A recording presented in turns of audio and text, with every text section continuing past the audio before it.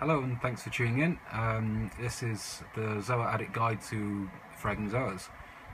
Now there are many ways to do this, but I'm going to take you through my way. I'll take you through a couple of different ways of getting around different problems. I hope you find it helpful.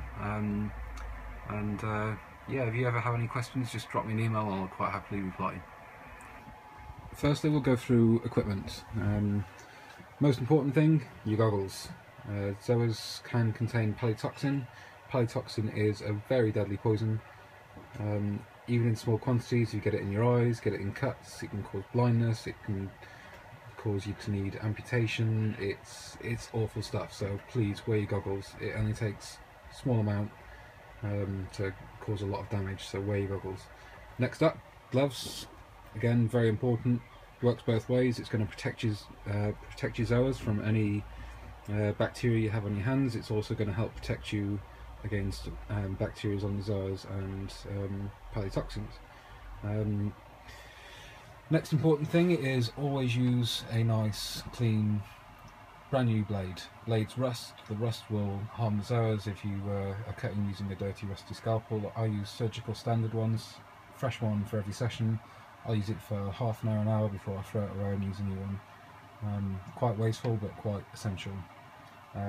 Glue, I use a super glue gel. Always make sure it's a super glue gel, not a regular super glue. You can use pretty much any brand out there. I love this stuff though.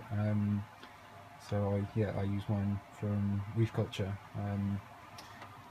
And tweezers and a pair of scissors. I like small curved nail scissors because the curve helps you get around polyps, which I find very useful. But again, make sure they keep clean. I'm due to replace mine soon, so I have a couple of rust spots on, but I do disinfect them before every use and give them a wipe down in plain RO water after every session. But yeah, if you're doing this regularly, replace them regularly. I'll lay out some kitchen roll, which I will lay my frag plugs face down on to keep the surface dry, but I'll talk you through that in a minute. Next up is an iodine dip. So fill your jug with water and mix as directed. It can be any iodine based dip. I use Seachem Reef Dip, which I rate that. Basically the reason for this is it kills off any bacteria. It's antiseptic dip, and just gives the zoas that added chance of survival after fragging. So that's the equipment, and we'll move on to actually fragging. Okay, so you get your frag plug, which should have been pre-soaked. It's important it's pre-soaked, otherwise when you add the plug back to the water, all the air bubbles start to come out. It'll make bubbles in your glue, which you don't want, and it'll also potentially lift the polyp off the plug, so always make sure it's pre-soaked. But you also want the top to be dry, so what you do, once you take it out of the water, you place it upside down on some kitchen roll and just let it soak up. And then you can start fragging.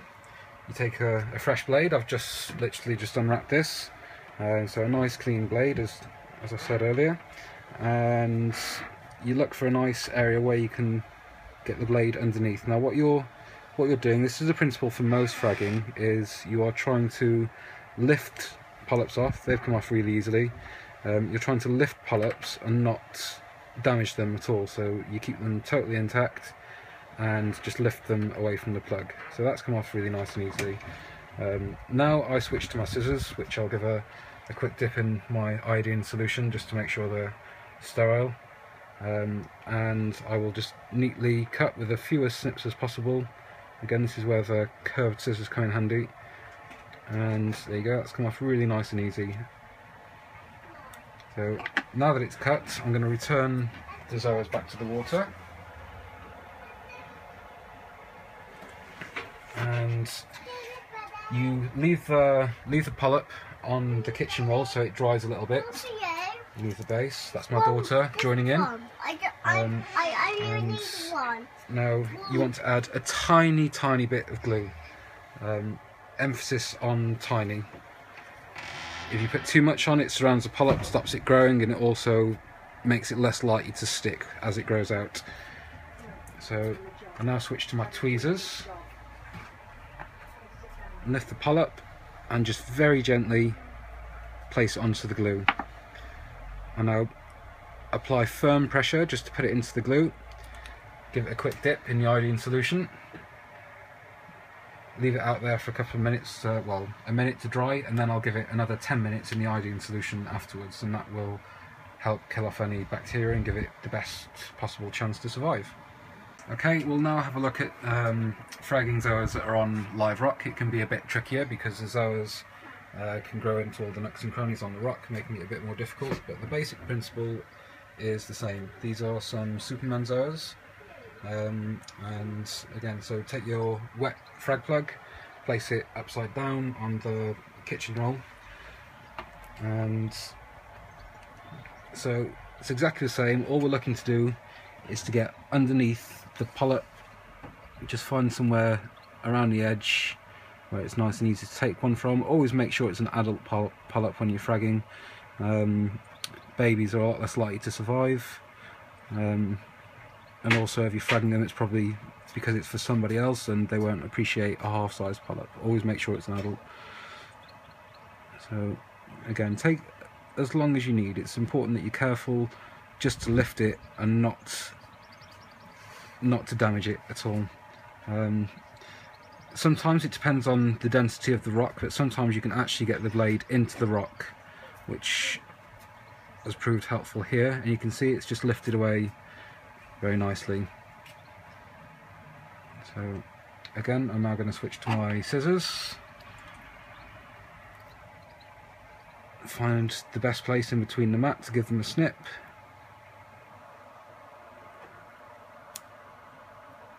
One snip and it's off. Now using my tweezers I can lift that polyp, put it so the polyp's facing upwards, again just to dry the bottom off. When it's dry it will give you a much better connection to the actual plug. Return your colony to the tank. Try not to fill your gloves with water like I've just done, so it's quite annoying. And again, tiny bit of super glue on there. Back to the tweezers.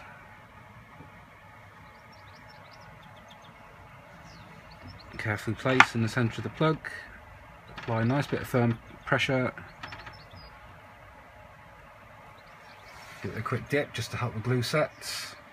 Again, a minute out of the water, and then give it another 10 minutes in your iodine dip. Now,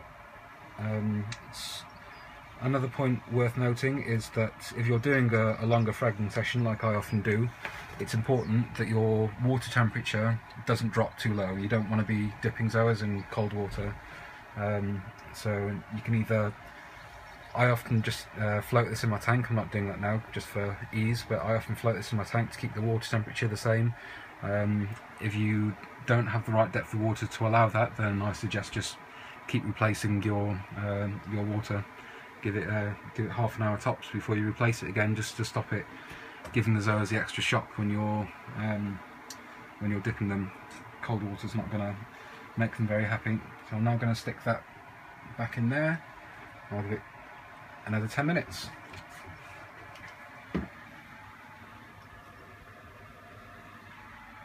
Okay, this time we're going to look at another awkward frag. So this is a very dense colony and it can be quite difficult to split. So again, we're going to use exactly the same principle. I'll get out a new plug, put that face down and let the surface dry. And this is quite often tricky because the mat isn't particularly well spread out. You need to find somewhere where it can lift off easily. So I'm going to try this little section here. So again, I'm going to lift away. I'm actually going to lift off the polyp next to it as well. Sometimes you do what you have to do to get the one that you want. So again, it's just important to be really careful not to damage the polyp as you're lifting it off.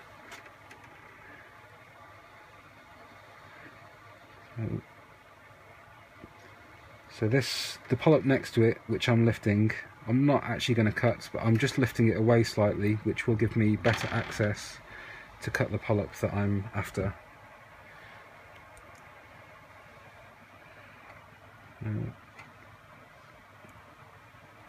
Again, I know this is painstakingly slow, but it's a good gauge for you to see how slow and steady you need to be when you're doing this.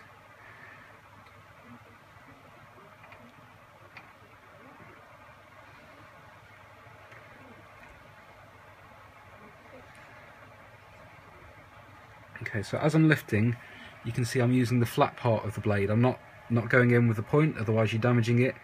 Always use the flat part of the blade. You can even turn it around and use the wrong end if that helps, but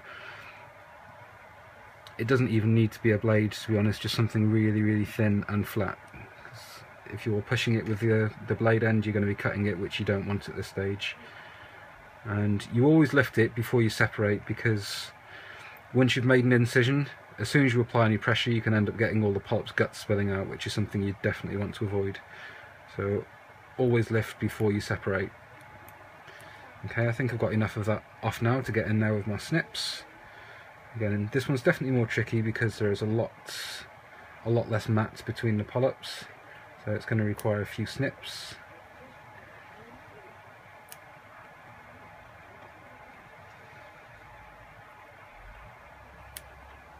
Okay, you can see I'm just using the curve of the scissors just to try and get around there, and that's got most of it.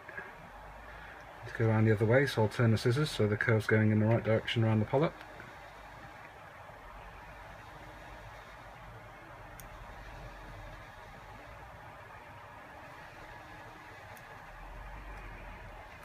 And there's absolutely no rushing here. Same with most things in reefing, you've just got to be very patient, take your time.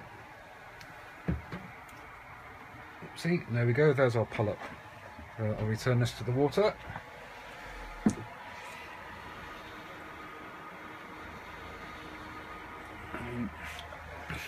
Ideally what I should be doing, instead of just returning it straight to the water, because you've just stressed it a little bit by cutting it, you should give it a dip in iodine as well.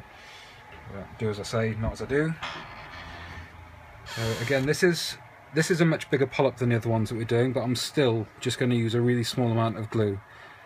The reason for this is the glue will hold it for a little while, but what you want is contact with the plug and the polyp, which once the glue's done its job holding it there for a couple of weeks, the polyp will start to grow, and you want it to be in contact with the plug and not the glue.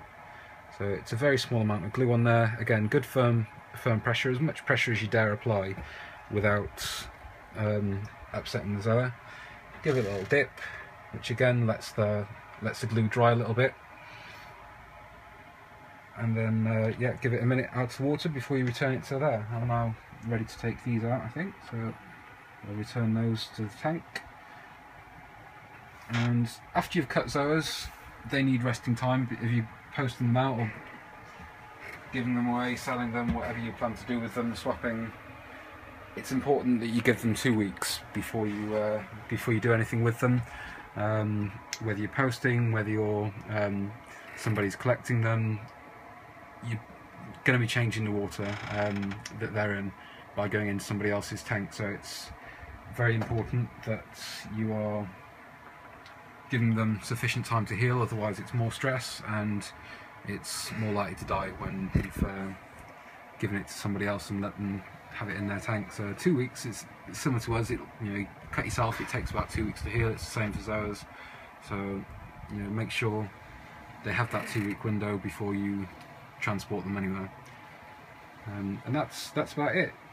If there are any other types of fragging that you ever want a guide on, I'm more than happy to help. Just drop me an email. The email is john@zoaaddict.co.uk. Again, you can find that on my website, but yeah, just drop me an email and I'll quite happily do more guides for anything that you need. Thanks for tuning in, thanks for watching.